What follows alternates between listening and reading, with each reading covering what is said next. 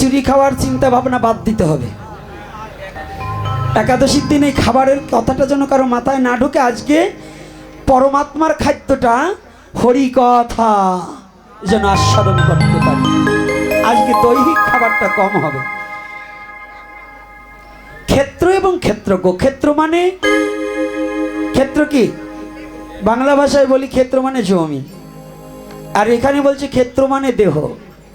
আর ক্ষেত্রজ্ঞকে যিনি ওটা সম্বন্ধে বিশেষ করে জানে, শুধু জানলে হবে না। আমরা জানি জলির পাড়টাকে কে ভালো চেনে, যিনি জলির পাড় সম্বন্ধে অবগত আছে। দূর হতে শুধু জলিল পাড় গ্রামের নাম শুনেছে, যে কোনো দিন আসেনি। এই বাজারে কতগুলো দোকান, কোনটা হিন্দুর দোকান, কোনটা মুসলমানের দোকান, কোনটা অন্য দোকান, কোনটা খাবারের দোকান, এগুলো জানে কে?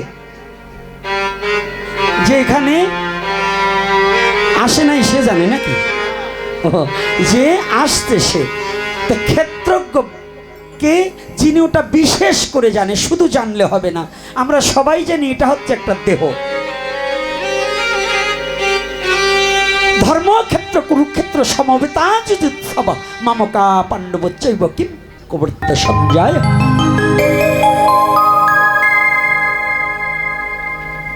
কুরুক্ষেত্র জায়গাটা কিন্তু ধর্মক্ষেত্র, আমি বলছি না। আবার কুরুক্ষেত্রটা হচ্ছে বিনাশের ক্ষেত্র। ওমা, ওই বাচ্চাটা তার কাছে দাও। তুমি এখন বুড়ো কালে পরের বাচ্চাটাই নিলাম নাই, তোমার হরি কথা শোনো, ওই তার কাছে দাও। দাও, হ্যাঁ মা, তোমার বাচ্চা তোমার কাছে রাখো। মায়াবাদী জীবনে নাই কৃষ্ণ স্মৃতি জ্ঞান। একটা হরিকথা, জীবনে সব শেষ। ওই মায়ায় পড়ে এখন হরিকথা থেকেও বঞ্চিত হইও না বাবা।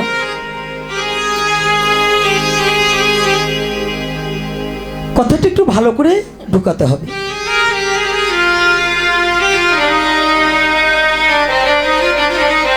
আমরা অনেকেই জানি এটা কি দেহ, কি এটা দেহটা কি পঞ্চভৌতিক দেহ, এটা জেনেই আমাদের সমাপন। না, মিথ্যা কথা। এটা শুধু দেহ নয়, এটা মুক্তির ক্ষেত্র। এই দেহটা হচ্ছে মুক্তির ক্ষেত্র। এই দেহটা হচ্ছে ঈশ্বর সাধনার ক্ষেত্র। এই দেহটা হচ্ছে গোলক তৈরি করার ক্ষেত্র।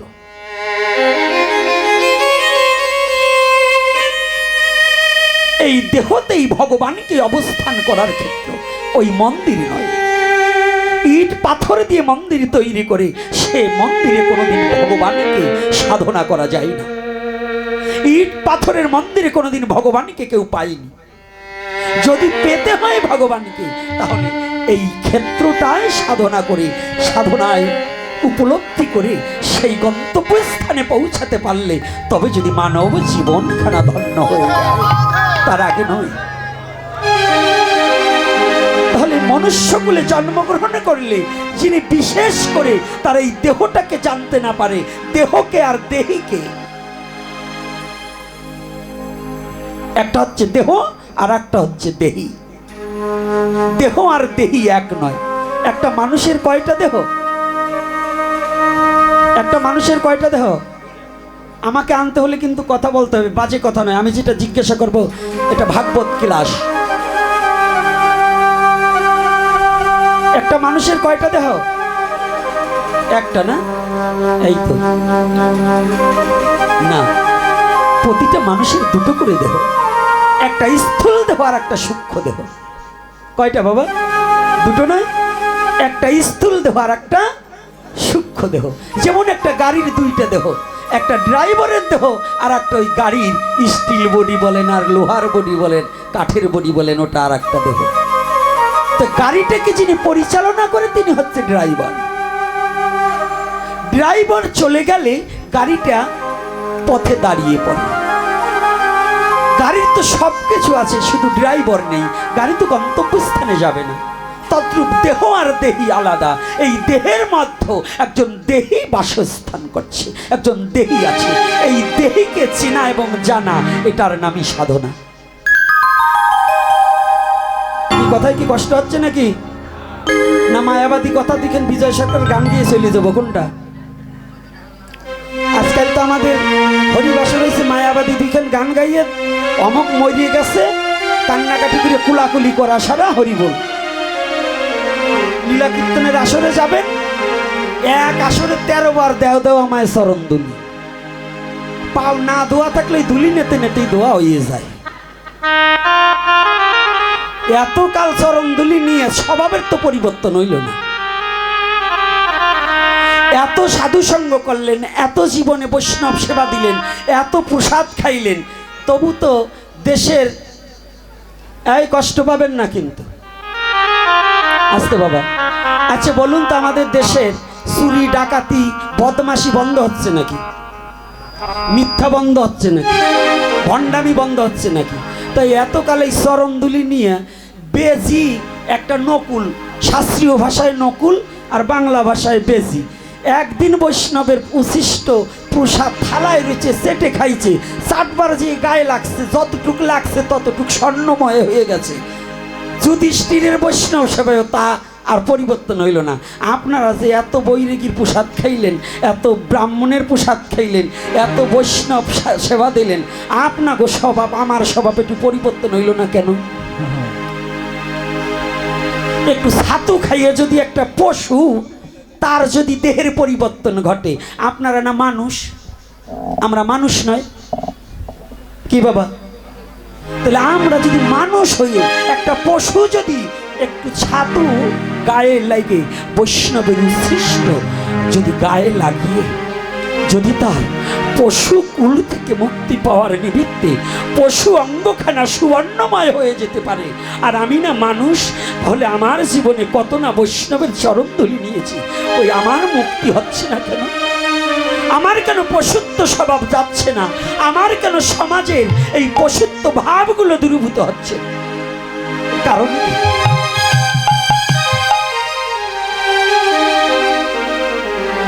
এর মূলত কারণ কি?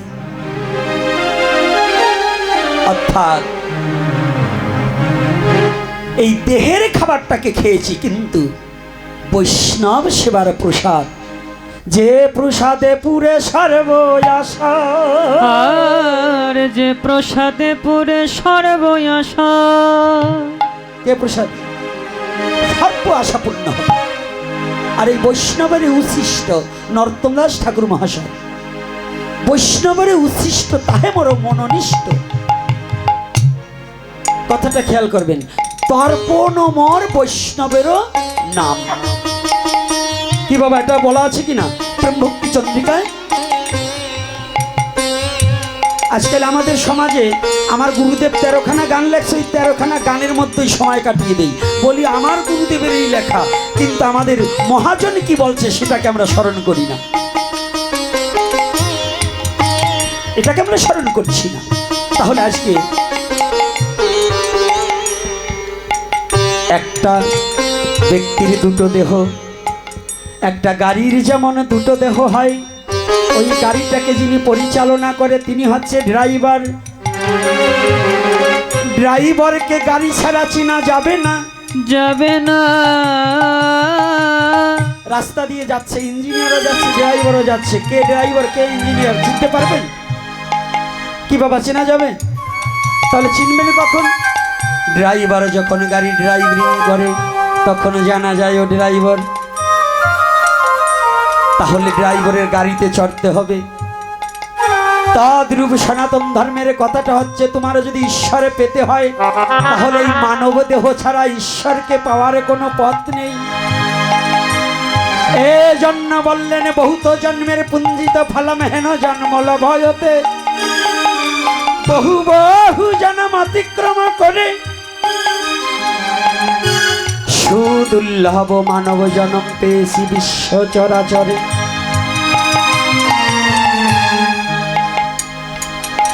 যদি এই ভজনযোগ্য দেহটাই একবার অতিবাহিত হয়ে যায়, এ জন্মে যদি গুরু গোবিন্দের ভজনে জীবনে নাইবা হয়, নাইবা এ জন্মে যদি আত্মচৈতন্য বোধ জ্ঞানের উদয় না হয়, না এই জন্মে যদি আমি কে আর তিনি কে এই বিষয়বস্তু যদি না জানা যায় তাহলে তার জন্ম হবে আসা যাওয়া। জন্ম হবে তার শুধু আসা যাওয়া, ওরে তার বিফল হবে শুধু আসা যাওয়া। বিফল হবে তার শুধুই আসা যাওয়া। ওরে তার হবে না গোবিন্দ ভজন করা, তার সার হইবে আসা যাওয়া।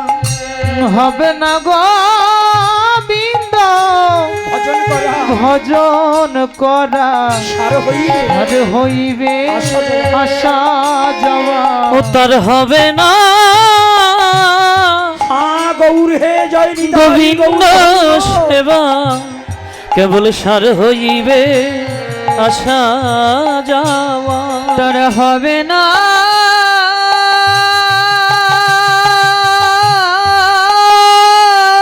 গৌর হরিব গোবিন্দ ভজন করা, গোবিন্দ ভজন করা, তার সার তার হইবে সার হইবে হা হা শুধু আসা যাওয়া। ঈশ্বরকে পাওয়ার লালসায় জগৎ জীব এদিক ওদিকে ছুটে বেড়ায়, ঈশ্বরকে পাওয়ার লালসায় তীর্থে তীর্থে ঘুরে বেড়ায়। কিন্তু সনাতন ধর্ম বললেন, ভগবান নিজ মুখে বললেন, নাহং বৈকণ্ঠে যোগিনং হৃদয়ে নচ মদ ভক্ত যত্র গায়ত্রী তত্র তৃষ্টা বিহে নারদ। তুমি তীর্থে ভগবানকে খুঁজছো, কিন্তু একদিনই জীবনে তোমার মধ্যে ঈশ্বর বিরাজমান আছে। আমার মাঝে আমার গোবিন্দ আছে, জীবনে তাকে কোনোদিনই খুঁজি নাই, খুঁজি না জীবনে তারে কোনোদিন চিনি নাই, বুঝি নাই, তাকে পাওয়ার কোনোদিন সন্ধানে খুঁজি নাই। শুধু খুঁজে বেরিয়েছি অন্ধের মতো, ঘুরে বেরিয়েছি, জল পিপাসার লাগি চতুর্দিকে ছুটে পড়ে বেরিয়েছি, কিন্তু জলাশয়ের কাছে করি নিরে বাস, গেল না পিয়াস আপন কর্ম দোষে। ও বাবা, ও মা, নরোত্তম দাস ঠাকুর মহাশয় বললেন, করি নিরে বাস, গেল না পিয়াস, পিপাসা গেল না কেন? আমার আপন কর্ম দোষে। কর্মটা কি?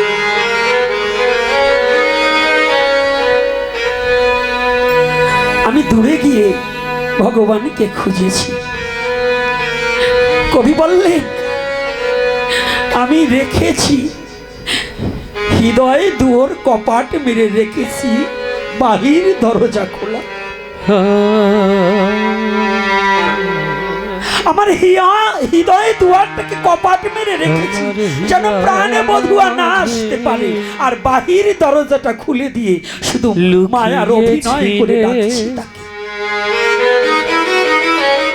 মহাজন বললেন, জগৎজি, ও জগৎজি,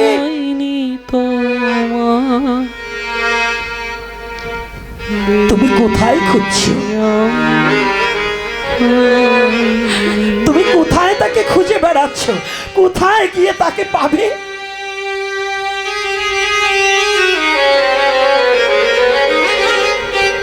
তুমি চীনা ব্যক্তিকে না চিনার মতো করে বাইরে গিয়ে খুঁজে বেড়াচ্ছ।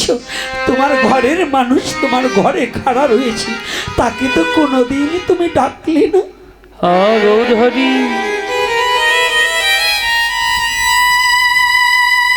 জীবনে শুধু অভিনয় করে মানুষকে ঠকিয়েছি, অভিনয় করে, কিন্তু জীবনে কোনোদিন প্রাণ খুলে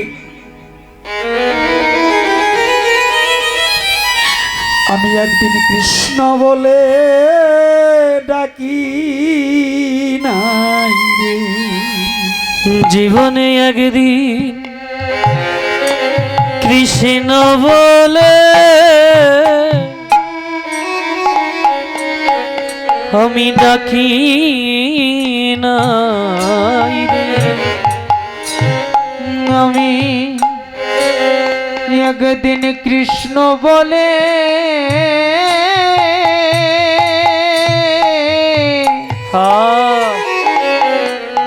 ডাকি নাই রে। ওরে আমি নয়ন জলি হরি বল। ওরে ভেসে ভেসে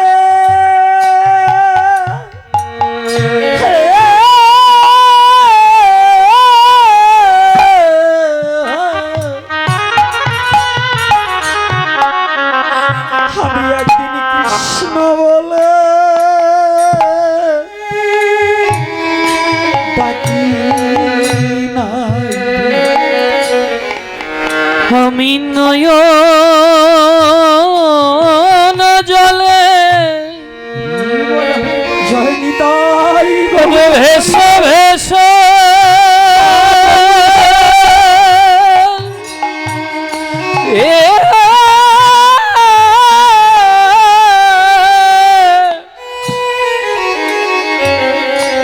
জীবনে একদিন কৃষ্ণ বলে